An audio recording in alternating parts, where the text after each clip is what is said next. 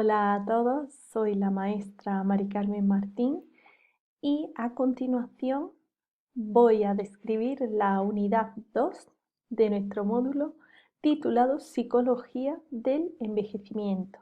Vale, empezamos como siempre viendo el índice de la unidad donde vamos a trabajar 5 puntos, empezando por los aspectos conceptuales, pasando por los cambios psicológicos asociados al envejecimiento, el envejecimiento social, los aspectos cognitivos y de la personalidad y el contexto social de la muerte. Vale, en primer lugar, los aspectos conceptuales. Como sabemos, si hemos estudiado, el envejecimiento es un proceso natural, que también es gradual y es universal, y que conlleva cambios a nivel psicológico, social y biológico. Desde el ámbito de la psicología, como ya sabemos, el estudio del envejecimiento no cobra importancia como campo científico hasta la segunda mitad del siglo XX. ¿Por qué? Pues debido a cuestiones demográficas como la caída de la natalidad, el descenso de la mortalidad y el aumento progresivo de la esperanza de vida. Entonces se crea un área dedicada a esto. Esta disciplina que estudia el comportamiento y los procesos mentales de las personas mayores. Como ya sabemos, esta rama, llamada psicología del envejecimiento, estudia y analiza, junto con la gerontología que vimos anteriormente, la senescencia, es decir, el envejecimiento normal, y la senilidad, que es el envejecimiento patológico, que son dos polos opuestos en un mismo continuo. Vale, algunas de las funciones declinan progresivamente durante el envejecimiento con el paso del tiempo, pero otras se mantienen estables hasta etapas muy tardías y otras a lo mejor no se deterioran, sino que pueden mejorar con el paso de los años. Vale, cambios psicológicos asociados al envejecimiento. Pues podemos decir que la psicología ha estudiado en qué medida los cambios que se producen en las funciones cognitivas, como son la inteligencia, la memoria, el razonamiento, se deben al proceso de envejecimiento. Los primeros estudios que se hicieron reflejaron efectos negativos del proceso de envejecimiento sobre las funciones cognitivas. Y las investigaciones que se realizaron a posteriori afirmaron que algunas de las actividades cognitivas no decrecen con la edad o se ven poco afectadas por el paso de los años. Es decir, que no todas las áreas, no todas las funciones cognitivas se ven afectadas. Aquí vamos a ver la evolución de las funciones cognitivas con relación a la edad, ¿no? Por ejemplo, la memoria. Pues hay problemas en el recuerdo y en la evocación, ¿no? La información de la memoria a corto plazo se capta con más lentitud que siendo más joven. En cuanto al lenguaje, tenemos un lenguaje más amplio debido a tener más experiencia en la vida y más años, más vivencias, pero se tiene una menor fluencia verbal. En cuanto a personalidad, pues suele ser estable, ¿no? A veces hay cambios, pero depende de la persona. Por lo normal suele mantenerse estable. El estado afectivo, pues suele existir una mayor aceptación de la realidad y conformismo, ¿vale? Con el paso del tiempo vamos aceptando más las cosas como son, incluso conformándonos. En cuanto a inteligencia, se ha descubierto que hay un déficit en el procesamiento de la información, pero que se mantiene estable. En cuanto a la percepción de tiempo de reacción, se ve disminuido. Y la velocidad de procesamiento de la información también se ve enlentecida. Vale, para la inteligencia lo que más se utiliza para evaluarla son los test de inteligencia. Podemos ver aquí un ejemplo, es el test de Wechsler, en el que se encuentran diferencias relacionadas con la edad. En cuanto a memoria, que es lo que se suele evaluar más, ¿no? En esta edad, no se pierde completamente con la edad, pero algunos aspectos se deterioran, otros se hallan bien preservados. A medida que nos vamos haciendo mayores, nos cuesta más aprender, pero también nos cuesta más olvidar las cosas que aprendemos. De desarrollo personal, pues no hay una teoría que explique bien los cambios que aquí se realizan, ¿no? O se viven. Pero la teoría de los rasgos concluye que la personalidad se forma en la adolescencia y permanece estable durante toda la vida. El punto 3 del envejecimiento social, pues podríamos decir que entre los cambios más comunes que se deben al envejecimiento están los cambios en los roles sociales, ¿vale? Un campo que afecta muchísimo a la persona, ¿no? Porque somos seres sociales y cada individuo, por lo tanto, lo experimenta de una forma diferente. El envejecimiento se produce en un contexto de relaciones sociales, contexto formado por la familia, los amigos y la comunidad, es decir, el entorno con el que vivimos toda nuestra vida. Em, la vejez se supone que se ha convertido en un problema, que conlleva decisiones de política social muy delicadas.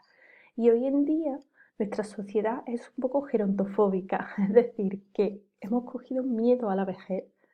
Tenemos, tenemos miedo de envejecer y de lo que pueda pasar, de los cambios que esto pueda traernos, ¿no? Y las tres principales etapas de la vida son las dedicadas a la educación, el trabajo y la jubilación, pero lo que viene después de la jubilación, más tarde, es a lo que tememos. Es verdad que la jubilación, esta fase de la vida, ha visto un cambio, ¿no? Positivo con el paso del tiempo, ¿no? Conforme ha aumentado la esperanza de vida, esta etapa se ha visto como algo más positivo, ¿no? Porque se supone ahora que se llega a la edad de jubilación con la idea de disfrutar, aprovechar el momento, a lo mejor hacer cosas que antes no se han podido hacer por estar trabajando. Y en cuanto a los factores de tipo social, como son la familia, el deporte, el ocio, influyen directamente en el bienestar de los jubilados, ya que en esta etapa la persona pierde su papel productivo. Entonces esto provoca un cambio en su propia autopercepción, el sentir que todos los días hacía algo útil como realizar un trabajo, ya sea en el ámbito público o privado, le hacía sentir a la persona más útil que cuando se jubila. En el ámbito social de la persona se pueden diferenciar tres grupos que se pueden ver afectados por la jubilación, que son la familia, el grupo de trabajo y las relaciones externas. Entonces, ¿qué podríamos hacer desde la psicología? Podríamos crear programas de preparación a la jubilación. Y también afecta en este sentido la viudedad, ¿vale? No todas las personas mayores tienen que tener pareja, no todas las personas se van a quedar viudas o a la vejez o a la jubilación, pero hay que contemplar también esta opción, ¿no? Que es la pérdida del cónyuge y según los estudios las mujeres lo sufren más. Vale, actualmente se están llevando a cabo muchos estudios para evaluar la calidad de vida en la población mayor. ¿Estos estudios qué datos están arrojando? Pues que las personas de más edad y las mujeres con respecto a los hombres y las personas que pertenecen a posiciones sociales media-baja presentan una puntuación significativamente más baja en la satisfacción vital y también consideran que a medida que se van teniendo más años se vive peor, consideran que tienen peor calidad de vida. Los aspectos cognitivos y de la personalidad. ¿Qué podemos decir aquí? Pues que los trastornos de la atención, el lenguaje, los defectos sensoperceptuales y la depresión son los trastornos que con más frecuencia interfieren con el adecuado funcionamiento de nuestra memoria, llegando a veces a simular una demencia.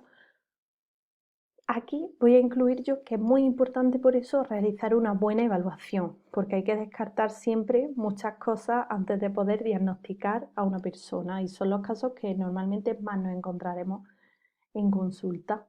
Los trastornos de la atención, el lenguaje y los defectos sensoperceptuales y la depresión son los trastornos, como hemos dicho, que más interfieren.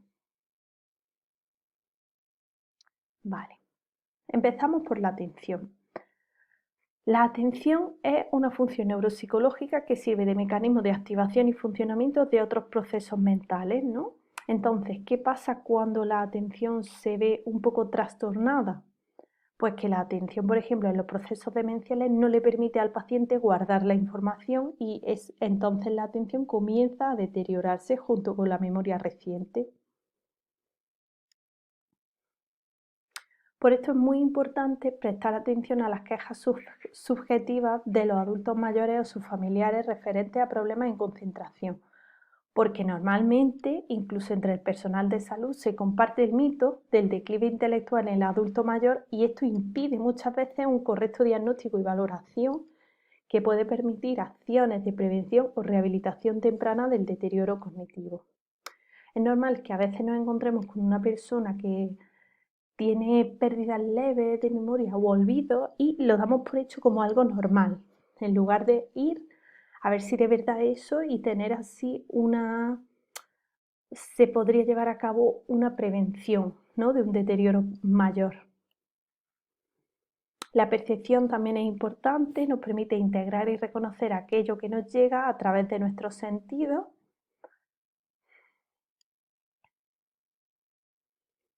Y por último, me voy a centrar en el contexto social de la muerte, un tema del que no se habla, pero que para los mayores es muy importante también.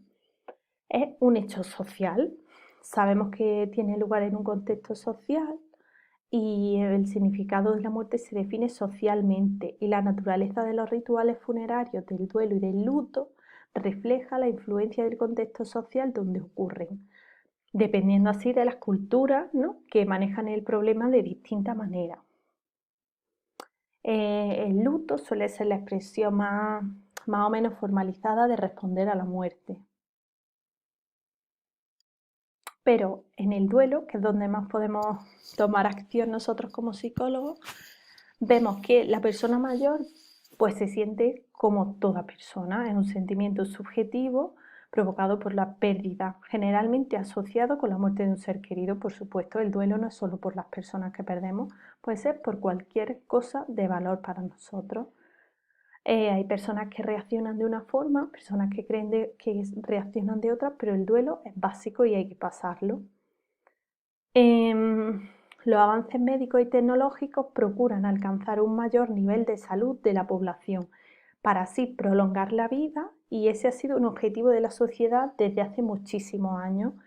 Se han obtenido logros, por supuestísimo, que son motivo de orgullo, pero también tenemos que decir que la muerte siempre está presente en todo individuo y en toda sociedad. Aunque existan avances tecnológicos, sabemos que es algo inevitable para todos.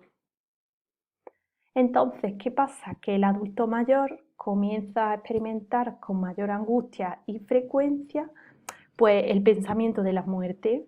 No se concibe de la misma manera que la puede concebir una persona joven. Pero no lo suelen expresar, el miedo a la muerte, a cómo se siente, el miedo a las sensaciones, porque de esto solo se conoce una mínima parte.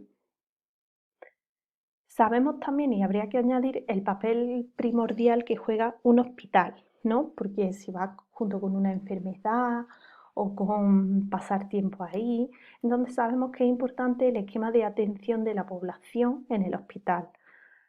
Pero aún así no se puede negar la soledad y el aislamiento que el hospital genera en aquel paciente que requiere de él para terminar su vida.